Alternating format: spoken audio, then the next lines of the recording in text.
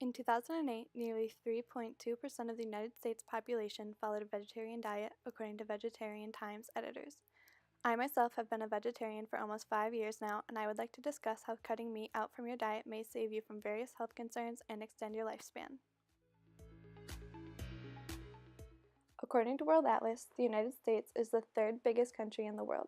With more than 90% of the population being non-vegetarians, the U.S. comes in at a close second for eating the most meat per person in the world. On average, one person in the U.S. eats around 270.7 pounds of meat a year, according to NPR. While all of this meat may taste good, it may cause some serious health concerns. In reference to David Klurfeld, too much red meat, or meat in general, is linked to heart disease, obesity, type 2 diabetes, cardiovascular disease, and even various forms of cancers in both males and females.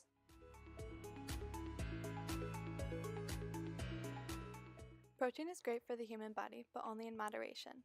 It is suggested by Healthline that a man eats around 56 to 91 grams of protein a day, and a woman eats around 46 to 75 grams of protein a day.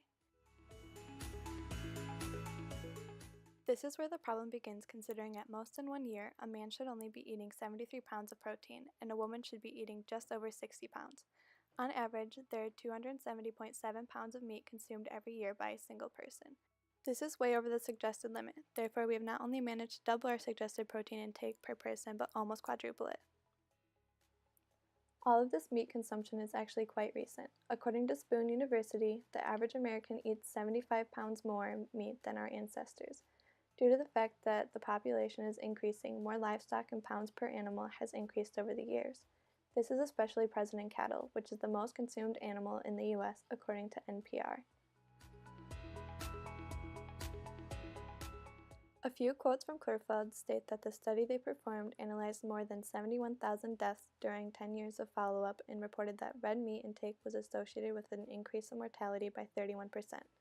He also reviewed another research study which found that high meat intake caused increased weight, decreased exercise, increased smoking and alcohol intake, and decreased fruit and vegetable consumption.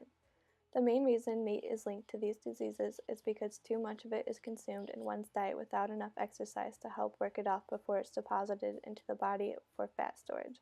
And studies have found that red meat intake is extremely bad for your heart and cardiovascular system. Vegetarianism is a great alternative to meat consumption because there are so many different types of classifications that can be used to title your personal diet. The main form is lacto-ovo-vegetarianism, where one can still eat milk and eggs. Another important kind of vegetarianism to note is flexitarian or semi-vegetarian. Flexitarians consume a diet of part meat and part plant-based, therefore cutting back on their meat intake but still getting just the right amount of protein from the meat to maintain healthy. If full-on vegetarianism doesn't quite sound like something you would like to do, or you're not suited for it because of other health concerns, a flexitarian diet is a great option.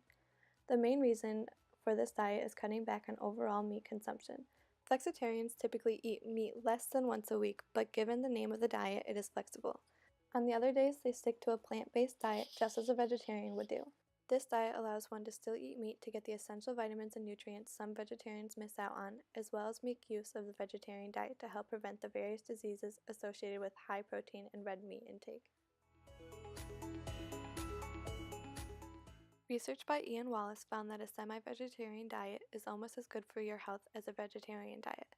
This is because the overall meat consumption is significantly less than non-vegetarians. Wallace states that it is a known fact that a human does not actually have to consume any meat to get their protein intake, and that small amounts of protein are very beneficial to overall human health. Semi-vegetarianism is a good way to continue getting the small amounts of protein from meat and animal byproducts. In order to get accurate amounts of protein and these essential vitamins and nutrients, a vegetarian has many options.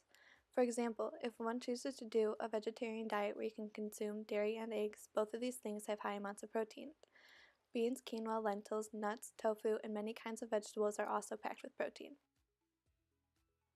To compare daily protein intake to these options, in 1 cup of black beans there is 16 grams of protein, and in 1 cup of tofu there are 22 grams according to Lisa Valentine. If one is worried about missing out on important nutrients and vitamins, there are several supplements sold over the counter that can be taken daily. Vegetarianism or semi-vegetarianism may not be something you are interested in because of how much meat you would have to cut out of your diet, and that's okay because it doesn't have to be an all or nothing kind of thing.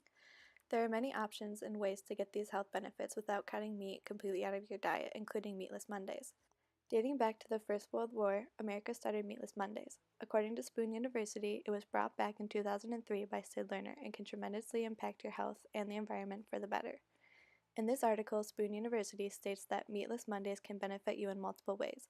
The first reason states that it can help make your diet more nutritious by allowing more room in your body for vegetables as forms of protein and helps reduce the number of fatty acids in your body. The second reason states that it can help save you money. This is because meats are typically more expensive than fruits and vegetables.